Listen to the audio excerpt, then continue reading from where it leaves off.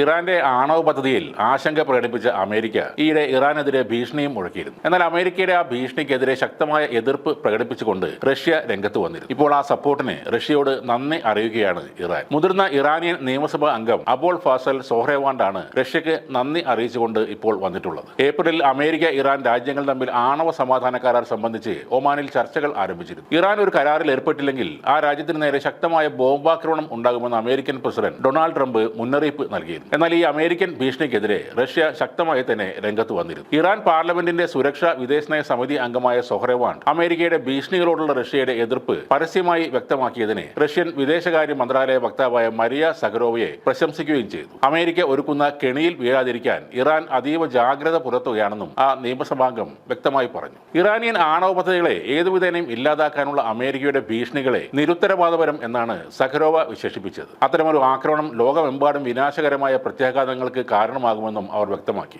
ഇറാന്റെ ആണവ പദ്ധതിയുമായി ബന്ധപ്പെട്ട പ്രശ്നങ്ങൾ പരിഹരിക്കാനുള്ള വഴി നയതന്ത്രത്തിലൂടെ മാത്രമാണെന്നും അവർ കൂട്ടിച്ചേർത്തു. ഇറാൻ എല്ലാ യുറേനിയം സമ്പുഷ്ടീകരണവും നിർത്തണമെന്ന അമേരിക്കയുടെ ആവശ്യം കഴിഞ്ഞ ദിവസം പാടെ തള്ളിക്കളഞ്ഞിരുന്നു. 2015 ആണവ കരാർ പ്രകാരം നിശ്ചയിച്ചിട്ടുള്ള 3.67% പരിധിയേക്കാൾ വളരെ കൂടുതലായി തന്നെ, അതായത് 60% പരിശുദ്ധിയിലേക്ക് ഇപ്പോൾ ഇറാൻ യുറേനിയം സമ്പുഷ്ടമാക്കുന്നുണ്ട്. അമേരിക്കയിലെ ആശങ്കയിലാക്കുന്നതും ഈ പ്രശ്നം തന്നെയാണ്. ഇപ്പോൾ അമേരിക്ക മറ്റൊരു ഭീഷണിയും മുഴക്കുന്നുണ്ട്. റഷ്യയും ഉക്രൈനും തമ്മിലുള്ള സംഘർഷം ഇനിയും അവസാനിച്ചില്ലെങ്കിൽ ഇരു രാജ്യങ്ങൾക്കുമെതിരെ കനത്ത ഉപരോധം ഏർപ്പെടുത്തുമെന്നാണ് പുതിയ ഭീഷണി. എന്നാൽ റഷ്യയുടെ വളർച്ചയിൽ അസൂയ പൂണ്ട പാശ്ചാത്യ രാജ്യങ്ങളിലെ നേതാക്കൾ ആഴ്ചകളോളം സമ്മർദ്ദം ചെലുത്തിയിട്ടും റഷ്യക്കെതിരെ പുതിയ ഉപരോധങ്ങൾ ഏർപ്പെടുത്താൻ ട്രംപ് നേരത്തെ വിസമ്മതിച്ചിരുന്നു. ശരിയായ സമയം വരുമ്പോൾ മാത്രമേ താൻ നടപടിയെടുക്കൂ എന്നാണ് അദ്ദേഹം അന്ന് പറഞ്ഞത്. അമേരിക്ക ഇങ്ങനെ നിരന്തരം ഭീഷണി ഉയർത്തുമ്പോഴും അതൊന്നും കണ്ടതായി പോലും ഭാവിക്കാത്ത ഒരു പ്രസിഡന്റാണ് റഷ്യയിലുള്ളത്. അധികം വാചക കസർത്തുകൾ നടത്താൻ താല്പര്യമില്ലാത്ത വ്ളാഡിമിർ പുടിനെ യുദ്ധം എന്നത് ഒരു പേടിപ്പെടുത്തുന്ന വിഷയവുമല്ല. ഇപ്പോൾ തങ്ങളുടെ വ്യോമത്താവളങ്ങളെ ആക്രമിച്ച ഉക്രൈനിൽ മാരകമായ തിരിച്ചടി നടത്തുകയാണ് റഷ്യൻ സൈന്യം. ഇതിനിടെ കരിമ്പട്ടികയിൽപ്പെടുത്തിയ രാജ്യങ്ങളുമായുള്ള റഷ്യയുടെ ബന്ധങ്ങളും